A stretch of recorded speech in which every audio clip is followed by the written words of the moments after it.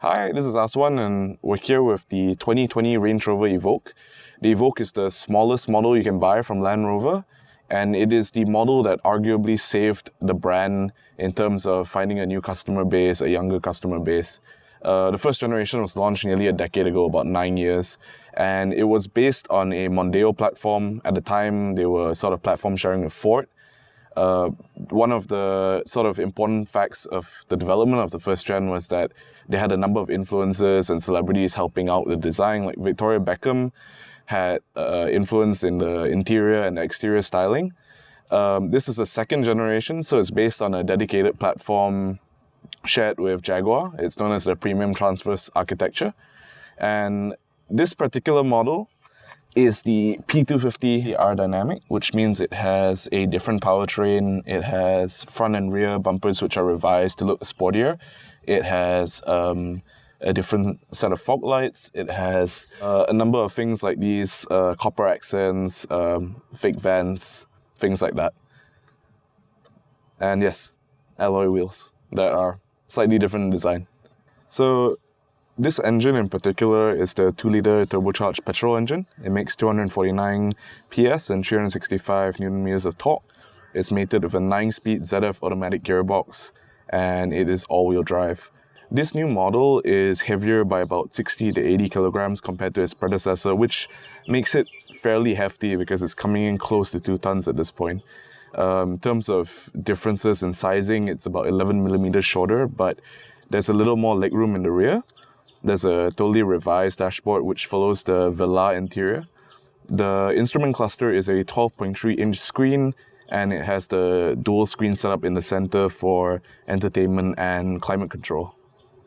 The sound system is an 11-speaker Meridian setup, and perhaps in line with traditional Land Rover models, it also has a Terrain Response 2 mode with all-terrain progress control. Now, for most consumers, or rather most customers who buy the Evoque, 99% of the time you're going to spend on the road. So what really matters is... Dude, it's a Range Rover. These things are meant to go off-road. Okay, fair. It does have that all-terrain response mode. It's Borneo season, man. It's the end of October.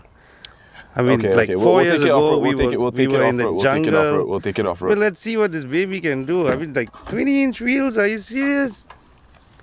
Okay. Is it even going to get muddy? It's raining already. It's raining. Excellent. Hannah has no faith in me at all. We have faith in the Evoque.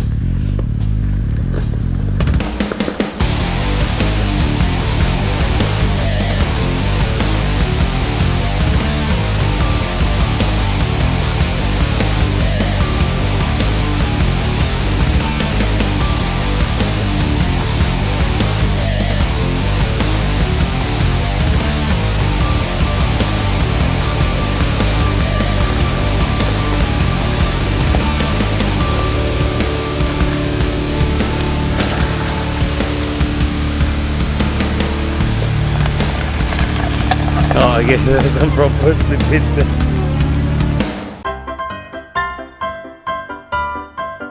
So, as we were saying, what's it like to drive on the road? Because, as I mentioned, 99% of customers will drive this thing on the road 99% of the time, which is why it has things like regular road tires. In terms of performance, the engine's pretty peppy. I mean, the gearbox is a ZF unit. It's not the ZF units that we know from BMW because it's a transverse unit and it's 9 speeds, but it's quick enough. In terms of how the engine delivers its power, it's like any modern turbocharged engine. A lot of torque down low, lots of torque through the mid-range, which lets you accelerate and get up to speed quickly, but at the end of the day, it is still close to 2 tons in weight. So that does, in effect, hamper how quick you accelerate. I mean, the actual output's not very low, but with the weight that it has to deal with, naturally things are a little slower. Brakes, steering, everything feels very precise, very taut. You don't feel like you're an SUV, but saying that about an SUV in this day and age is almost par for the course, because practically every SUV feels like a passenger car in the way that they drive, with the exception of proper off-road vehicles that are more dedicated, like the Land Rover Defender. Rest in peace. There are some things that are not so great in terms of everyday usage. For example, the screens can be a little bit slow to respond, both in terms of when you start the car up and in terms of when you press buttons on the screen or change screens. It does take a little while to register. The 360 view camera is great. In fact, all the cameras on this car are really good in terms of definition and quality, both in bright and low light conditions.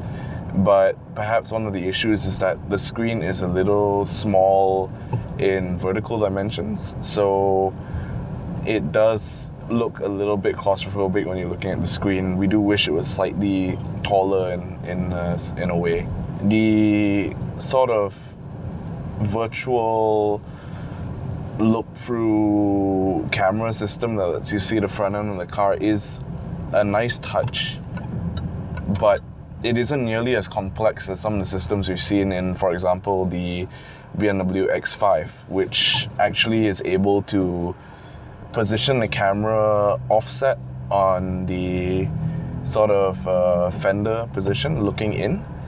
And we wish that this system could do it, although it's not nearly as sort of complex and clever as the system in the BMW X5. That being said, it's still pretty useful because visibility out of this car in terms of, left and right, front and rear, it's okay. It's just with the bonnet being so flat and relatively long, you can't quite see where the front end is. So if you were to look down on something right in front of the front bumper, you may have a bit of trouble. So it does help to have that camera there, and there are a few different views that you can see. And of course, the 360 view is great for parking, positioning the car. It's passable off-road. Ideally, if you were to take this car off-road, you should still have a second person as a spotter. That really helps. I mean, we do it in Borneo Safari, we do it when we're just having fun with friends on the weekends when we go off-road. But yeah, it's a good practice to have. Don't go into jungles and off-road alone, because you never know when you might need help. And again, as we said, 99% of the time you're going to be driving this on the road.